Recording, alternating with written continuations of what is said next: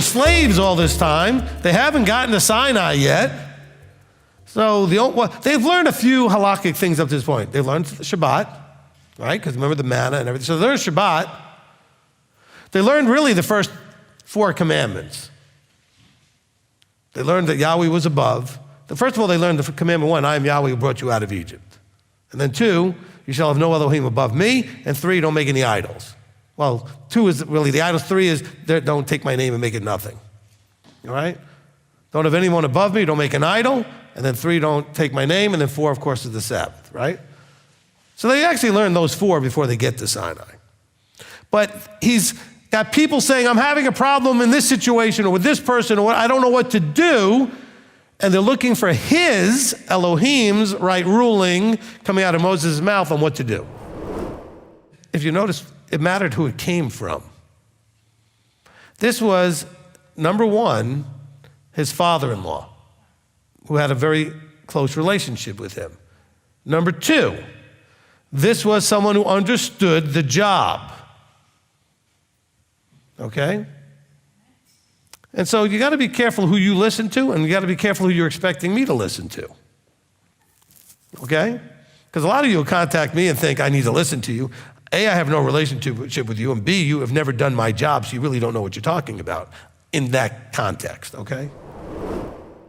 Able men, capable men, responsible men. Which is why, what does Paul tell in Timothy? He says, look for somebody who's a man. How did he word it? Someone who's got his house in order and he actually got his life together. I mean, if his life is a disaster, how's he going to lead anybody? I mean, that's another way of just saying, look for able men. He gave a little bit more detail of what he thought an able man would look like, but I'm just saying it's really just looking for able men, all right? Who fear Elohim. What does fear of Elohim look like? Remember, I did the whole teaching, fear of Yahweh. It means that, are they Torah observant? Do they concern themselves with the matters above the matters below? Are they afraid of things below? Because if they are, they're not fearing Elohim, right? Okay, these are all factors in picking these men. Where do you fit into all this? Where are you going to be standing? You know, I hate to sound like the Christian song, but which number are you going to stand in? I'll be standing in that number, like when the saints come marching, whatever. I mean, what number are you standing in? Are you going to stand up and be in that small percentage that are going to be these things? Trustworthy, fearing Elohim, men of truth, women of truth, just anybody who's going to be able and of truth, fearing Elohim. Yeah, it's going to be a small number because it's a high standard he's setting. Now, by high standard, I'm not saying it's going to be a small number because people can't do it. I'm saying because people, to hit a standard that high, will just choose not to. Okay? And how do I know that? Okay, don't get mad at me, because look at your life. I mean, I know that this may be beating something to death here, but I think that we skip over this too quickly to understand that Moses was being asked to find a very hard to find group of men. But thankfully for him, he had a really large pool to try to find them in. And by the way, we see them go scouting out the land, and guess what? They turn out to be not such a great group of men. So don't be all shocked if leadership, and I've had plenty of this in my history, picking certain people for authority positions who end up blowing up and imploding and not being the best choice. Okay? I've had it happen to me plenty. Moses has it happen to him here. All right? These people are picked when they go to spy out the land. They're picked for being men of renown representing the tribes. I know on a regular basis I tell you that the book is a battle between fear and doubt and trust and belief. But there's a second battle happening in conjunction with that. And that is submission, sovereignty, and authority.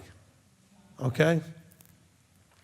He puts all this in place to see if you can give up your sovereignty willingly because you recognize and trust a higher sovereignty. And so he's putting authority in place. Now, this was not going to go easy, which is why we're going to see all the rebellions, because a bunch of slaves who are now free are like, oh, I've already done with masters, okay?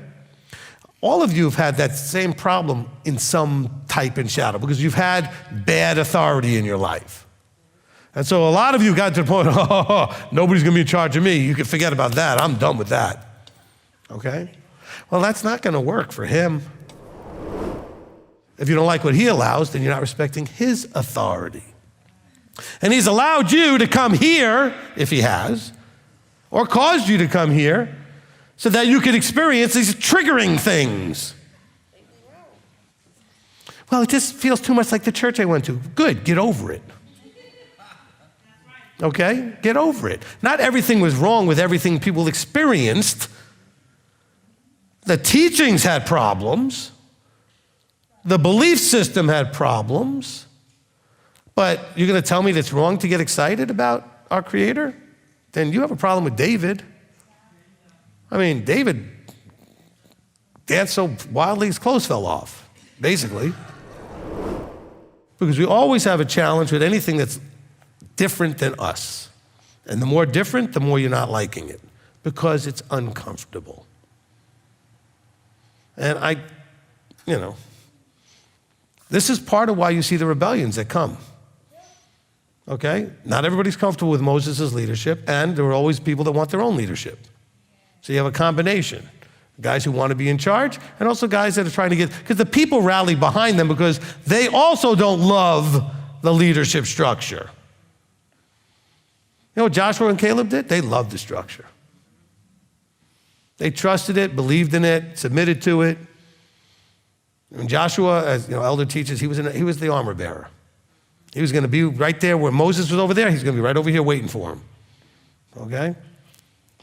He wasn't going anywhere. Moses went up the mountain. I'm standing right here at the bottom waiting for you. Why is it on me? Because I'm the anointed person. I have been given the vision, and so I have a job, a role to protect and make sure that the vision gets implemented.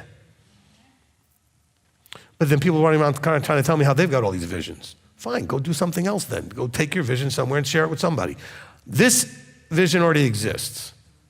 And you got to decide, are you going to be a part of this vision? Moses had a vision. And in that vision, I'm not saying like a dream. I'm saying he was given an insight of what was, and he said, we are going to the promised land, wherever that is, and we're going to take whatever route he sends us, and we're going to take as long as he tells us to take, and are you a part of that vision or not? And it doesn't say here, but not everybody went with him. There are people that said, the heck with that, I'm done with that, and just went whatever. Because remember, the journey from Sinai to the land didn't take 40 years. You can't get away with or think that it'll work saying, well, if I'd have known. No, he wants you to do this with a blank check. But you're writing a blank check, so to speak, because you know and trust who you are covenanting with. And if you don't understand all this, listen to, I'm sorry to tell you 55 parts, but listen to the Are You Covenanted teaching. Because this is the relationship.